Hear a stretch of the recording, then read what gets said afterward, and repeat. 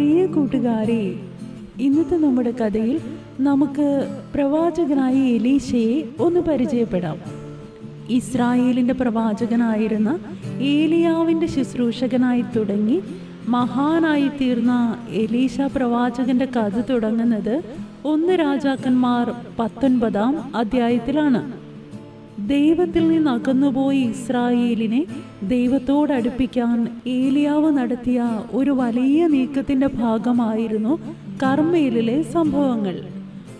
അവിടെ തീയിറക്കുകയും ബാലിന്റെ പ്രവാചകന്മാരെ കൊന്നുകളയുകയും ഒക്കെ ചെയ്ത കഥകൾ കൂട്ടുകാർക്ക് അറിയാവുന്നതാണല്ലോ. തുടർന്ന് ഇസബേലിന്റെ പ്രതികാരത്തെ പേടിച്ച് ഓടിപ്പോയ ഏലിയാവിന് ദൈവം ഒരു ദൂതനെ അയച്ച് ഭക്ഷണം നൽകി ശക്തിപ്പെടുത്തി. ദൂതൻ നൽകിയ ഭക്ഷണത്തിന്റെ ബലത്തിൽ ഏലിയാവ് 40 രാവും പകലും നടന്ന് ദൈവത്തിന്റെ പർവ്വതമായ ഹോരേബ് വരെ ചെന്നു. ഈ ഹോരേബ് പർവ്വതം തന്നെയാണ് ദൈവം മോശയ്ക്ക് വെളിപ്പെട്ട് കൽപ്പനകൾ നൽകിയ സീനായി പർവ്വതം. ദൈവത്തിന്റെ പ്രവാചകന്മാരിൽ ഇന്ന് താൻ മാത്രമേ അവശേഷിച്ചിട്ടുള്ളൂ എന്ന് സ്വയം വിശ്വസിച്ചിരുന്ന ഏലിയാവിന്റെ മുമ്പിൽ യഹോവ പ്രത്യക്ഷപ്പെട്ടു.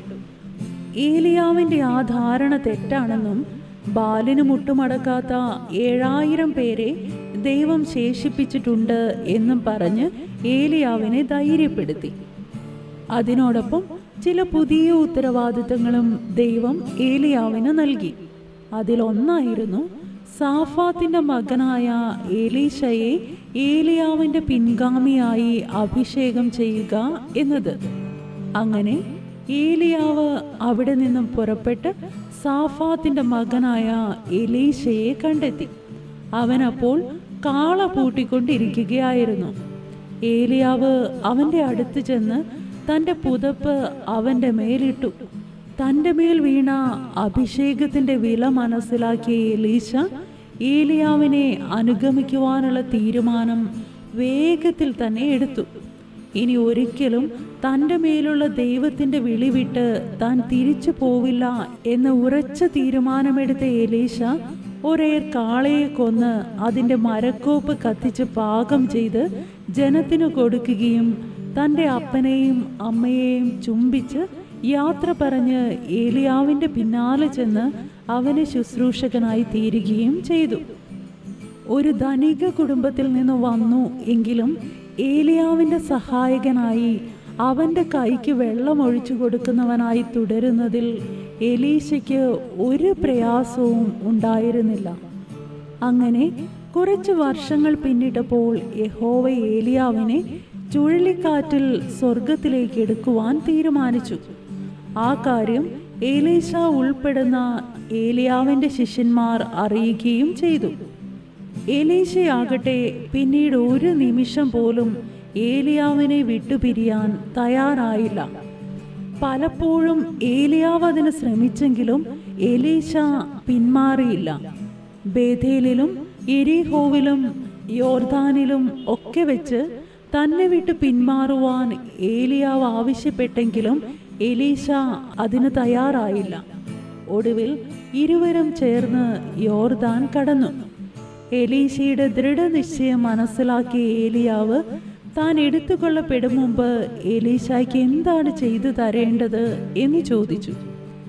ആലോചിച്ചു നിന്ന് എലീശ ഒട്ടും സമയം കളഞ്ഞില്ല.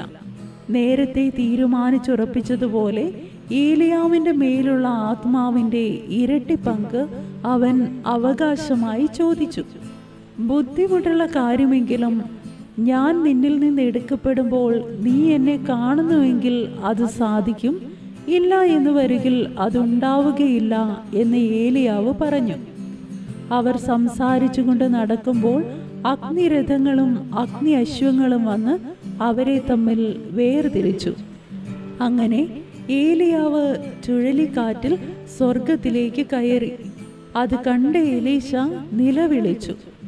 ഏലിയാവ് തൻ്റെ കണ്ണിൽ നിന്ന് മറഞ്ഞപ്പോൾ എലീശ തൻ്റെ വസ്ത്രം കീറി. പിന്നെ ഏലിയാവിന്റെ മേൽ നിന്ന് വീണ പുതപ്പെടുത്ത് അവൻ മടങ്ങിച്ചെന്ന് യോർദാൻ അരികെ നിന്നു. ഇങ്ങോട്ട് കടക്കുമ്പോൾ ഏലിയാവ് ചെയ്തതുപോലെ എലീശ ഏലിയാവിൽ നിന്ന് വീണ പുതപ്പെടുത്ത് യോർദാനെ അടിച്ചു. അത് രണ്ടായി പിളരുകയും എലീശ ഇക്കരെ കടക്കുകയും ചെയ്തു. ഇത് കണ്ടുനിന്ന മറ്റുള്ള പ്രവാചക ശിഷ്യന്മാർ ഏലിയാവിൻ്റെ ആത്മാവ് എലീശയിൽ അധിവസിക്കുന്നു എന്ന് മനസ്സിലാക്കി അവനെ എതിരേറ്റ് ചെന്ന് അവൻ്റെ മുമ്പിൽ സാഷ്ടാംഗം വീണു. അവിടെ എലീശയുടെ പ്രവാചക ശുശ്രൂഷ ആരംഭിക്കുകയായിരുന്നു. ഏലിയാവിൽ നിന്ന് വ്യത്യസ്തമായി എലീശയുടെ ശുശ്രൂഷകൾ പലപ്പോഴും പരസ്യമായിരുന്നു. ഒരു ഒളിവ് കാലം എലീശയുടെ ജീവിതത്തിൽ ഉണ്ടായിരുന്നില്ല. സാധാരണക്കാരുടെ ചെറിയ ആവശ്യങ്ങൾ മുതൽ സമൂഹത്തിൻ്റെ പ്രശ്നങ്ങൾ പരിഹരിക്കുന്നതിൽ വരെ എലീശ മുന്നിട്ടിറങ്ങിയിരുന്നു. ദൈവത്തിൽ നിന്നകന്ന് തെറ്റിൻ്റെ വഴിയിലൂടെ സഞ്ചരിക്കുന്നവരെങ്കിലും ഇസ്രായേൽ രാജാക്കന്മാർ എലീശയുടെ വാക്കുകൾക്ക് വലിയ വില കൽപ്പിച്ചിരുന്നു. സിറിയയുടെ കൊട്ടാരത്തിലെ രഹസ്യ സംഭാഷണങ്ങൾ വരെ എലീശയ്ക്ക് ദൈവം വെളിപ്പെടുത്തി കൊടുത്തിരുന്നു. എലീശ അത് ഇസ്രായേൽ രാജാവിന് അറിവ് നൽകുകയും സിറിയയുടെ ആക്രമണങ്ങളിൽ നിന്ന് രക്ഷപ്പെടുകയും ചെയ്തിരുന്നു. തൻ്റെ പല പദ്ധതികളും പരാജയപ്പെട്ട സിറിയയുടെ രാജാവിന് ഒരു ഘട്ടത്തിൽ തൻ്റെ അരമനയിലുള്ളവർ തന്നെ ഉറ്റുകാരായി പ്രവർത്തിക്കുന്നുണ്ടോ എന്ന് വരെ സംശയം തോന്നി. എന്നാൽ ഇതിനു പിന്നിൽ എലീശ ആണെന്ന് മനസ്സിലാക്കിയ സിറിയയുടെ രാജാവ് എലീശയെ പിടിക്കാൻ സൈന്യത്തെ അയച്ചു. എന്നാൽ മനുഷ്യന്റെ നഗ്ന നേത്രങ്ങൾക്ക് കാണാൻ കഴിഞ്ഞില്ല എങ്കിലും ശത്രുവിൻ്റെ സൈന്യത്തെക്കാൾ അസംഖ്യമായ സ്വർഗീയ സൈന്യം എലീശയുടെ പക്ഷത്ത് അണിനിരന്നിരുന്നു. അത് കാണാൻ കഴിയാതിരുന്ന എലീശയുടെ ബാല്യക്കാരൻ സിറിയയുടെ സൈന്യത്തെ കണ്ട് പേടിച്ചു വിറച്ചു. തുടർന്ന് എലീശയുടെ പ്രാർത്ഥനയിൽ ബാല്യക്കാരൻ്റെ കണ്ണുകൾ ഈ സൈന്യത്തെ കാണുവാൻ തക്കവണ്ണം ദൈവം തുറന്നു കൊടുത്തു. അങ്ങനെ ഏകദേശം 60 വർഷത്തോളം നീണ്ട എലീശയുടെ ശുശ്രൂഷയിൽ അനേക അത്ഭുതങ്ങൾ നടന്നു.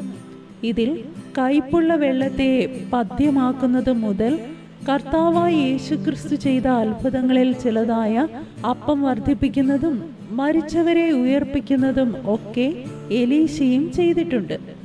എലീശ ഇസ്രായേലൊക്കെയും ചുറ്റി സഞ്ചരിച്ച് ശുശ്രൂഷ ചെയ്തു. എന്നാൽ കൂടുതൽ സമയവും ഇസ്രായേലിൻ്റെ തലസ്ഥാനമായ ശമര്യയിലാണ് എലീശ ഉണ്ടായിരുന്നത്. എലീശയുടെ വീടും അവിടെ തന്നെ ആയിരുന്നു. ഇസ്രായേലിൽ യഹോരാം മുതൽ യോവാശ് വരെയുള്ള 4 രാജാക്കന്മാരുടെ കാലത്ത് എലീശ പ്രവാചക ശുശ്രൂഷ ചെയ്തിട്ടുണ്ട്. ഹോരേബ് പർവ്വതത്തിൽ വെച്ച് ദൈവം ഏലിയാവിനെ ഏൽപ്പിച്ച ഉത്തരവാദിത്തങ്ങളിൽ 2 ഹസായേലിനെ സിറിയയുടെ രാജാവായി അഭിഷേകം ചെയ്യുക എന്നതും യേഹുവിനെ ഇസ്രായേലിന് രാജാവായി അഭിഷേകം ചെയ്യുക എന്നതും നിർവഹിച്ചത് എലീശയാണ്.